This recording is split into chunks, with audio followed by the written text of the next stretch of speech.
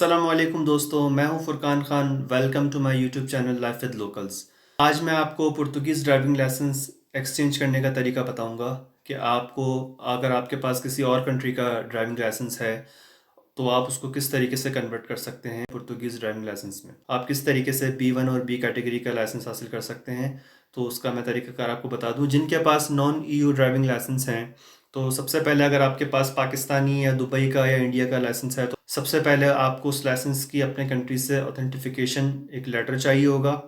अगर आपका licence English में है तो आपको उसकी ट्रांसलेशन की ज़रूरत नहीं है, लेकिन अगर आपका लाइसेंस अरबी में है या उर्दू में है या हिंदी में है तो आपको सबसे पहले उस ड्राइविंग लाइसेंस की ऑथेंटिफिकेशन लेटर लेने के बाद आपको उसको पुर्तगीज़ में ट्रांसलेट करवाना होगा। ये आपको करने के बाद यहाँ पर आपको पुर्तगाल में अपने किसी भी फैमिली डॉक्टर से मेडिकल सर्टिफिकेट चाहिए होगा, वो लाजमी है। और मेडिकल सर्टिफिकेट और आपका ऑथेंटिफिकेशन लेटर। तो जिन लोगों के पास जो लोग non EU driving licence apply करेंगे, लाजमी बात है उनको TRP की ज़रूरत होगी। आपका टेम्परेरी रेजिडेंस कार्ड होगा, आपका पासपोर्ट होगा। जिनके ड्राइविंग लाइसेंस को बने हुए 2 साल से ज़्यादा का अरसा हो चुका है तो वो लाइसेंस एक्सचेंज करवा सकते हैं पुर्तगीज़ ड्राइविंग लाइसेंस में।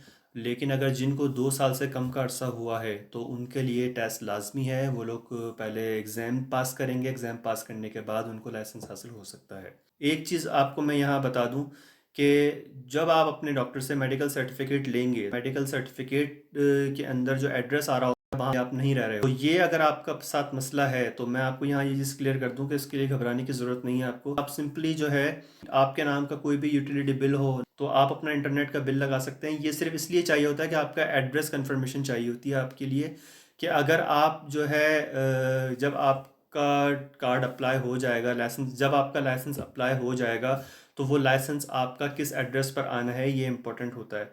अगर आप ये नहीं करवाते हैं तो वो लोग आपका लाइसेंस किसी भी पुराने एड्रेस पर भेज सकते हैं जहाँ पर आप कोई मौजूद नहीं है। आपका फिर लाइसेंस इधर उधर हो जाएगा, आपका टाइम ज़ाया होगा। तो इसीलिए अगर आपके साथ ये प्रॉब्लम है तो आप अपना कोई भी यूटिलिटी बिल लगा सकते हैं, या घर का कोई भी आपका कॉन्ट्रैक्ट हो, बस ये कोई भी प्रूफ दे सकते हैं कि आप इस करंटली आप जिस एड्रेस पर मौजूद हैं तो वो दे दीजिए।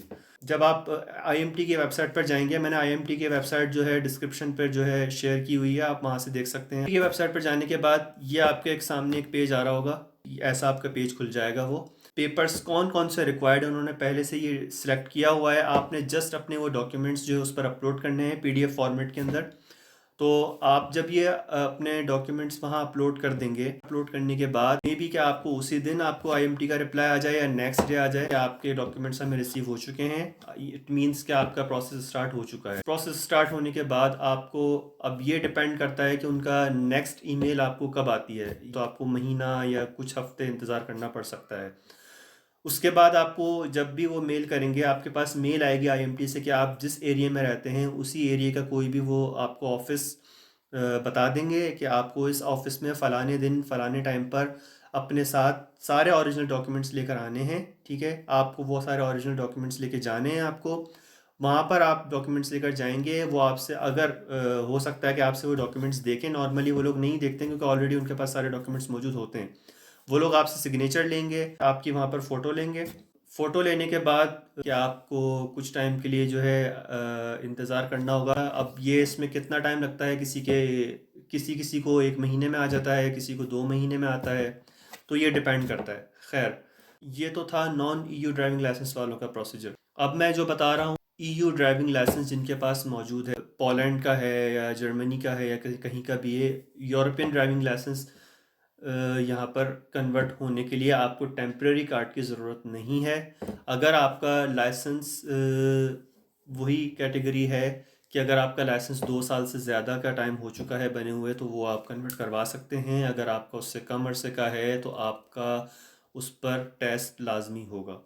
तो इसके लिए जो है आपको आपके कंट्री से वही नॉर्मली, क्योंकि किसी का पोलैंड का होता है तो वहाँ पे पॉलिश लैंग्वेज चलती है, किसी का जर्मनी का होता है तो वहाँ डच लैंग्वेज होती है। तो इसलिए आपको ऑथेंटिफिकेशन लेटर चाहिए। ऑथेंटिफिकेशन लेटर के साथ आपको लाजमी आपको उसकी ट्रांसलेशन चाहिए। हाँ, अगर आपका लाइसेंस फ्रेंच में है, स्पेनिश में है, इंग्लिश में है तो आपको ट्रांसलेशन कराने की ज़रूरत नहीं है। ये आपको मिलने के बाद आपको सिंपली जो है वही डॉक्यूमेंटेशन सेम है जो नॉन EU वालों के लिए है, बस उसमें उनको टेम्परेरी रेजिडेंस कार्ड चाहिए होता है। आपको रेजिडेंस कार्ड की ज़रूरत नहीं है। ये आपको मेडिकल सर्टिफिकेट चाहिए अपने डॉक्टर से, और आपका जो है हाउस एड्रेस कंफर्मेशन चाहिए आपकी। इन डॉक्यूमेंट्स के साथ आप वही आईएमटी की सेम वेबसाइट पर जाएंगे जो मैंने डिस्क्रिप्शन पर दी हुई है।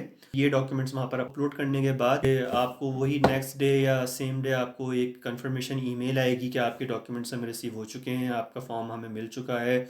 उसके बाद फिर आपको जो है नेक्स्ट डेज में आफ्टर 1 वीक और 1 मंथ में आपको फिर से एक ईमेल आएगी जिसमें आपको ये बताया जाएगा कि आपको फ़लाने एरिया में हमारे फ़लाने ऑफिस में आपको वहाँ आना है।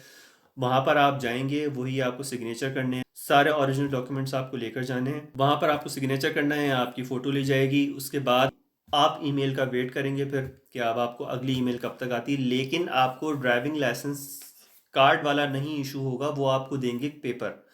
वो एक ड्राइविंग लाइसेंस ही होता है, उसमें भी सारी वही चीज़ें होती हैं जो एक कार्ड में मौजूद होती हैं। सिर्फ वो आपको कार्ड इसलिए इशू नहीं करते हैं क्योंकि जब तक आपके पास टेम्प्रेरी रेजिडेंस कार्ड नहीं आ जाता, जब तक वो कार्ड वाला लाइसेंस इशू नहीं करते आपको। वो भी लाइसेंस की तरह ही है, आप कहीं भी गाड़ी चला सकते हैं, इसमें कोई मसला नहीं है। तो ये एक छोटी सी बात जो थी वो मैंने आपको बता दी। जब आप आईएमटी की वेबसाइट पर अपने सारे डॉक्यूमेंट्स अपलोड कर देंगे, उसके बाद आपके पास एक ईमेल आएगी कि आपके डॉक्यूमेंट्स हमें रिसीव हो चुके हैं। उस ईमेल के आने के बाद आप वेट करेंगे जब उनकी अगली ईमेल आएगी। अगली ईमेल में आपको ये बताया जाएगा कि आपको फ़लाने ऑफिस में आना है, फ़लाना टाइम है, फ़लानी डेट है, और उसी के साथ वो आपको अपना बैंक अकाउंट नंबर देंगे जिसमें आपको 30 यूरो पे करने हैं। 30 यूरो पे करने के बाद आपको उसी कंफर्मेशन की रिसिप्ट भी आपको अपने साथ लेके जानी होगी जब वो लोग आपको अपने ऑफिस बुलाएंगे। तो और इसके अलावा 30 यूरो के अलावा कोई चार्जेस नहीं है, कुछ भी नहीं है। नॉन ईयू वालों के लिए भी यही फ़ीस है और ईयू ड्राइविंग लाइसेंस रखने वालों की भी यही फ़ीस है। टाइम ड्यूरेशन का जो मैंने आपको बताया, ज़रूरी नहीं है कि यही टाइम ड्यूरेशन होगा, इससे ज़्यादा भी टाइम हो सकता है आपको, और हो सकता है कि इससे जल्दी भी आपको लाइसेंस मिल जाए। और मज़ीद मालूमात के लिए आपको अगर मज़ीद इसमें मालूमात कुछ चाहिए, आपको मज़ीद इसमें कुछ पूछना है, तो आप मुझे कमेंट्स में बता सकते हैं। जिन लोगों ने अब तक मेरे चैनल को सब्सक्राइब नहीं किया है, प्लीज़ आप चैनल को सब्सक्राइब कर दीजिए। अगर आपको वीडियो पसंद आई है तो प्लीज़ वीडियो को ज़रूर लाइक कीजिएगा, और कुछ भी आपको बात पूछनी है तो उसमें कमेंट में मुझे ज़रूर बताइएगा। इंशाल्लाह ताला अगली वीडियो में मुलाकात होगी, तब तक के लिए अल्लाह हाफ़िज़।